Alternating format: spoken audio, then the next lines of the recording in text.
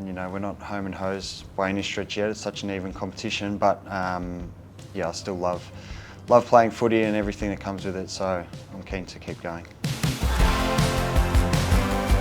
I guess it's just my story. Like everyone's career, if you're in it long enough, has different ups and downs, whether it's injury, you know, in and out of the team, form, whatever it is. And my story to get to my career is the in and out of the team and short-term contracts, but it's never really, I've never felt any less than anyone else in the team because I've only had a 1-year contract compared to someone who gets a 5-year contract sort of thing. Like, it's just sort of how it's played out for me, and you try and show enough improvement throughout the year to warrant another contract or play well enough to warrant another contract, and that's sort of what I've done. So I also feel lucky that the club's backed me in quite a few times when maybe I've only played, like I think I played 3 games in 2022 and still got another contract when I was 28 or 29 years old, which is probably fairly rare, I would have thought. So I feel lucky in some regards as well.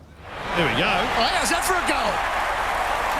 That's Leicester's first goal in AFL footy. I'm grateful and I'm proud to get to 200 games. I think it's probably more a testament to the length of career that I've been able to have. Obviously I've had ups and downs in terms of being in and out of the team at times, but yeah, probably the 150 games in life membership was something that I really strive for, and 200 games was something that at times I thought maybe was out of reach, but yeah, it's an awesome achievement to get here.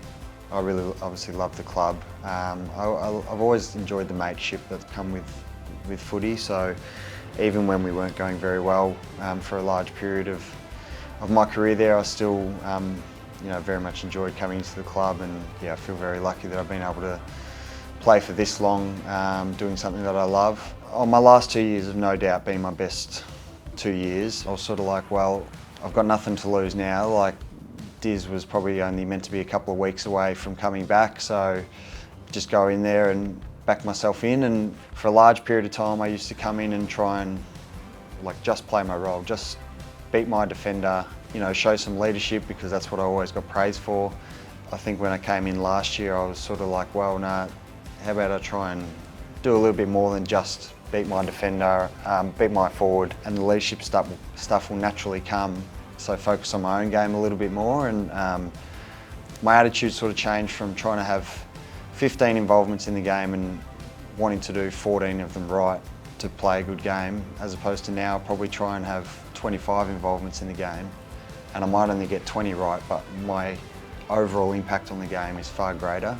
And I think that attitude has certainly got me a long way, and then to be able to just consistently play and get confidence from the continuity of that, yeah, it's certainly helped me last year, and then I've been able to carry that on this year, which has been awesome.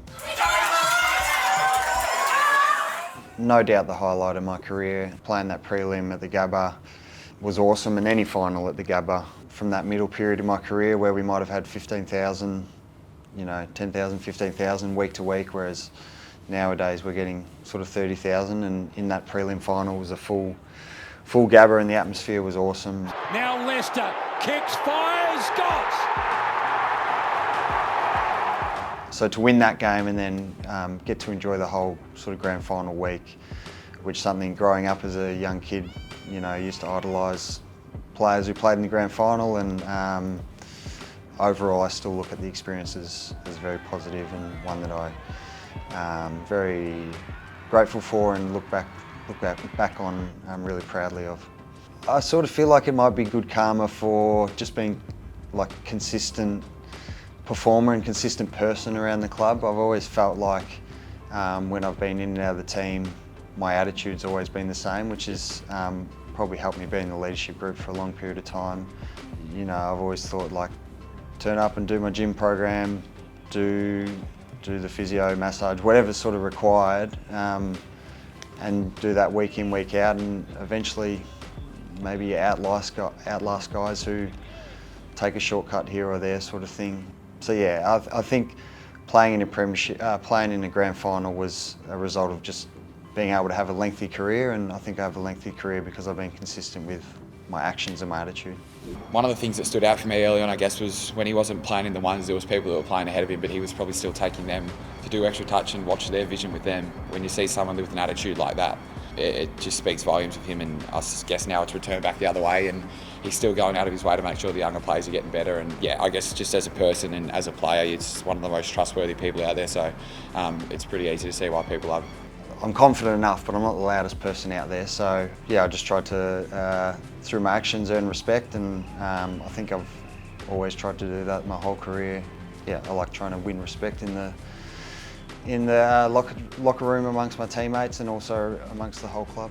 Ever since Fags got to the club, I've certainly felt valued as a person, probably more so than just a footballer. And so when I've been dropped at times, I still feel valued around the club, even though I'm not out there on game day in the AFL performing. And so one of those things as a leader is to maybe watch some vision, or chat to younger guys in the VFL or whatever it is. I don't think I go out of my way to do it. It's just something that naturally comes a little bit, and sometimes young guys might come up and have a conversation, and I might think it's just a conversation, but they might pick something up from it that really helps them. So yeah, I'm sort of aware that my attitude can have a big impact amongst the club, and so I just try and have a positive influence on people, and yeah, that's what I've always tried to do.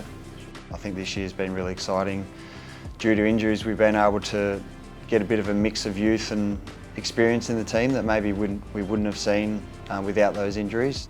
Yeah, it's a really exciting time for the club, and there's no reason why 2024 can't be our year.